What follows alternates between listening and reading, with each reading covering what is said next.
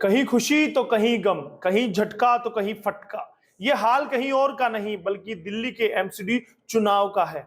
इस चुनाव ने कईयों के सपनों में नए रंग भरे तो कईयों की उम्मीदों पर पानी ही फेर दिया। किसी के घर में ढोल नगाड़े बजे तो किसी के यहाँ सन्नाटा पसरा हुआ है। ये कह सकते हैं कि दिल्ली में खेला हो गया। अपने जिस किले को भाजपा मजबूती की दीवार मान रही थी, उस दीवार में आपने सेंध लगा दी और अपना ही तंबू वहां गाड़ दिया है। आज के इस एसएनए में हम ये जानेंगे कि आखिर आम आदमी पार्टी दिल्ली में कैसे मजबूत हो गई। ये भी जानेंगे कि सबसे ज्यादा नुकसान किसे हुआ है और आगे राजनीति में किस तरह से बदलाव होगा। कुछ इसी तरह के आए नतीजों के बारे में जानेंगे। नमस्कार, स्वागत है एसएनए में। हरियाणा आज का स्पेशल शो एसएनए, जिसमें खबरों का स्पेशल विश्लेषण करते हैं ताकि खबरें आप समझ सके, ताकि खबरों को पूरा आप समझ सके। क्योंकि दिल्ली चुनावी मुद्दे पर आपने पूरा दिन डिबेट देखे होंगे, सेशन देखे होंगे, चुनावी नतीजे देखे होंगे, लेकिन विश्लेषण आपने कहीं नहीं देखा होगा। क्योंकि आप जानना चाहते होंगे कि दिल्ली में किसे कितने वोट परसेंट मिले, कौन किससे आगे रहा, क्यों रहा, कारण भी आपको बताएंगे। बहुत बहुत स्वागत है आपका।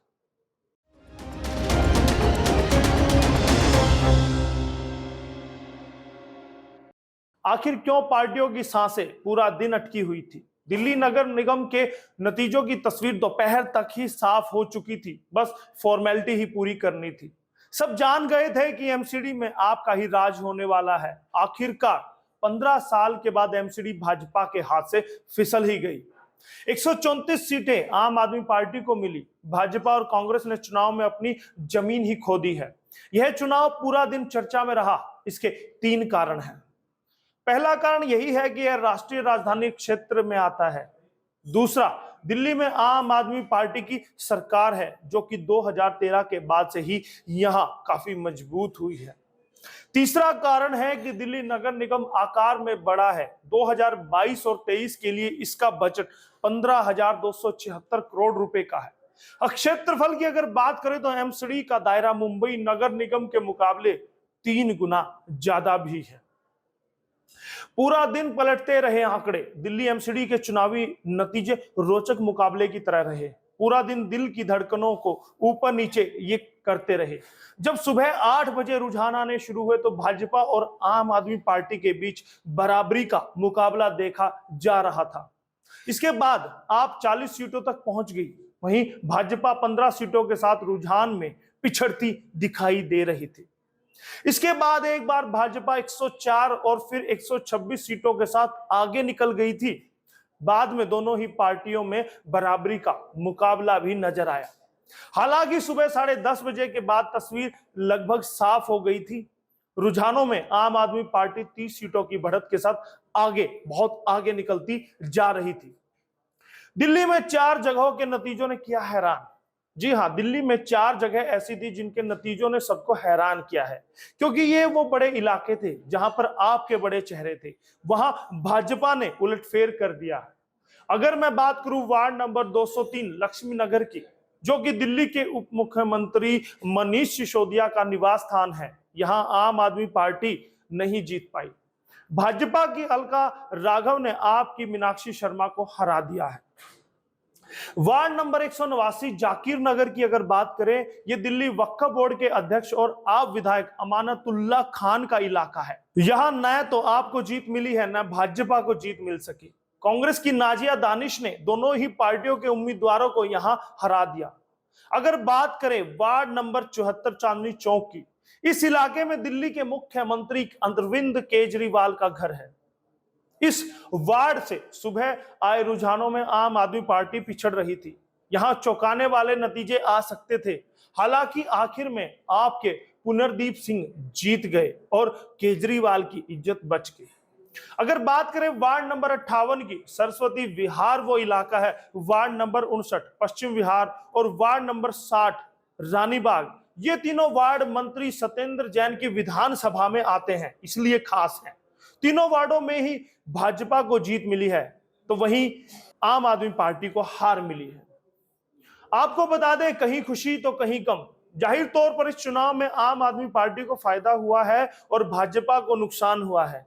भाजपा यहां 2007 से लगातार जीत रही थी, यानी कि 15 साल से एमसीडी पर उसका राज था। 2002 में यहां कांग्रेस जीती थी, लेकिन उससे पहले 1997 में भी यहां भाजपा को जीत मिली थी।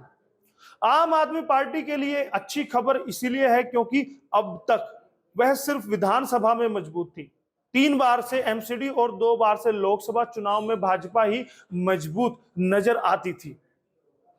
अब 15 साल बाद एमसीडी भाजपा के हाथ से फिसल चुका है। चुनावों में किसको फायदा हुआ, किसको नुकसान हुआ है? पिछली बार 3 अलग अलग नगर निगम के लिए 272 पार्षद चुने गए थे।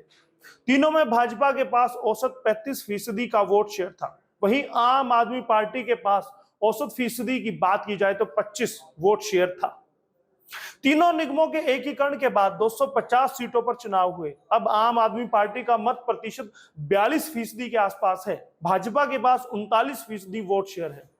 सबसे ज्यादा अगर नुकसान किसी को हुआ तो वो कांग्रेस पार्टी को हुआ है, जिसके पास पिछली बार औसत 20% वोट शेयर था, लेकिन इस बार वह घटकर 12% रह गया है। आम आदमी पार्टी ने कांग्रेस और निर्दलियों के वोटों में सेंध लगा दी है। 2019 के लोकसभा चुनाव में भाजपा के पास 56% वोट शेयर था और उसने सभी 7 सीटें जीती थी। कांग्रेस के पास 22% और आम आदमी पार्टी के पास 18% वोट शेयर था।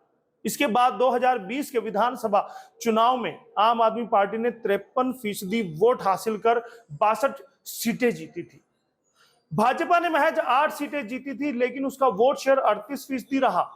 एमसीडी चुनाव में आम आदमी पार्टी के वोट प्रतिशत में बड़ी उछाल के बाद 2024 के लोकसभा चुनाव में दिल्ली में मुकाबला दिलचस्प होने का अब अनुमान लगाया जा रहा है। दिल्ली नगर निगम चुनाव के नतीजों में 30 वार्ड ऐसे हैं जिन पर जीत हार का अंतर केवल 500 वोटों से भी कम का रहा है। इन 30 में से 12 सीटें आपके खाते में हैं, वहीं 17 सीटें भाजपा ने जीती है। 1 सीट कांग्रेस के खाते में गई। इसमें 3 सीटें ऐसी रही जहां जीत हार का अंतर 100 वोट से भी कम रहा है। आपकी मनी दिवाली जाता हुआ ये साल आम आदमी पार्टी को दिवाली जैसी सौगात देकर जा रहा है। एमसीडी चुनाव 2022 के नतीजों में आप सबसे बड़ी पार्टी बनी। दिल्ली की जनता ने विधानसभा के बाद नगर निगम में भी आपको काबिज कर दिया है। वोट शेयर पर अगर नजर डालें तो आपकी झोली में 42.05% वोट डला है, जो 2017 में उन नतीजों के मुकाबले कहीं ज्यादा है। 2017 में आम आदमी पार्टी को एनडीएमसी में 27.88%, एसडीएमसी में 26.44% और ईडीएमसी में 23.40% वोट शेयर मिला था। अगर इनका औसत देखा जाए तो आम आदमी पार्टी को करीब 25% वोट शेयर हासिल हुआ था। भाजपा की कम हो गई सीटें। एमसीडी की सत्ता से 15 साल बाद भाजपा की विदाई हो गई है। हालांकि वोट शेयर के मामले में भाजपा को कोई नुकसान कुछ खास नहीं हुआ, लेकिन 2022 के चुनाव में भाजपा को 39.09 के करीब वोट मिले थे, जबकि 2017 में भाजपा को एनडीएमसी में 35.63% और एसडीएमसी में 34.87% और ईडीएमसी में 38.61% वोट शेयर हासिल हुआ था। उस समय भाजपा को 35.5% वोट शेयर मिला था। मुंह के बल गिर गई कांग्रेस। भाजपा और आपका रिकॉर्ड तो फिर भी मजबूत रहा, लेकिन सबसे ज्यादा नुकसान कांग्रेस पार्टी को हुआ है, जो कि एमसीडी में धड़ाम हो गई है, धाराशायी हो गई है। कांग्रेस के वोट शेयर तो गिरा ही गिरा, साथ ही सीटों की संख्या भी काफी कम हो गई है। 2022 के चुनाव में कांग्रेस का वोट शेयर महज 11.68% रह गया है। वहीं 2017 में उस वक्त के चुनाव के दौरान एनडीएमसी में कांग्रेस को 20.73%, एसडीएमसी में 20.29% और ईडीएमसी में 22.84% वोट शेयर मिला था। इसका औसत देखा जाए तो यह करीब 21% होता है। भाजपा से कैसे आगे निकल गई आप? पिछले 15 साल से नगर निगम में भाजपा की सत्ता थी।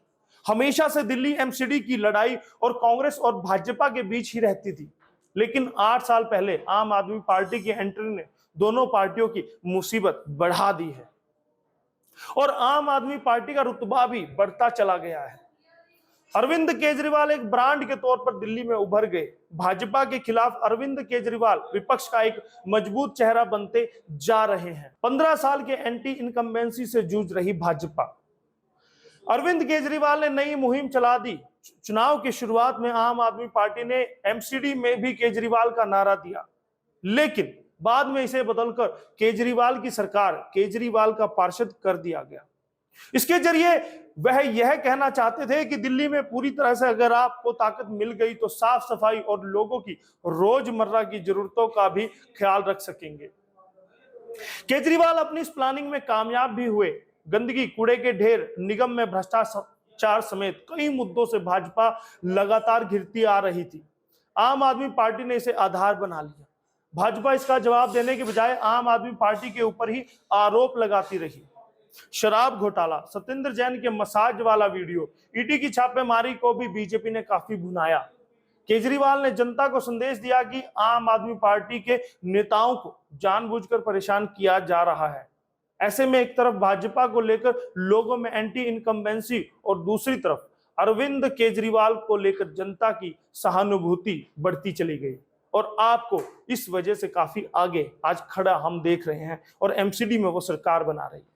आज का ये वीडियो कैसा लगा हमें जरूर बताइएगा, कमेंट कर सकते हैं और आप हमारे साथ जुड़े रह सकते हैं हरियाणा आज पर। और एसएनए से लगातार आप बने रहिएगा, प्यार देते रहिएगा, क्योंकि एसएनए हमारा सबसे खास शो है जिस पर हम पूरी मेहनत करते हैं, हमारी टीम मेहनत करती है और डेस्क पर पूनम दुबे हमेशा आपके लिए खबरें, ये विश्लेषण लेकर आती है। और कैमरे पर है दीपक कुमार और मैं आपका यशपाल कंचन एसएनए के लिए।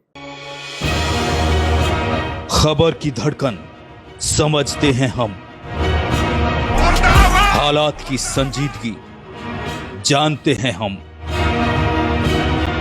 एहसास है देश और दुनिया देख रही है हमें। जिम्मेदारी जितनी शासन की उतनी आम हिंदुस्तानी की, क्योंकि हम हैं भारत आज सबसे आगे।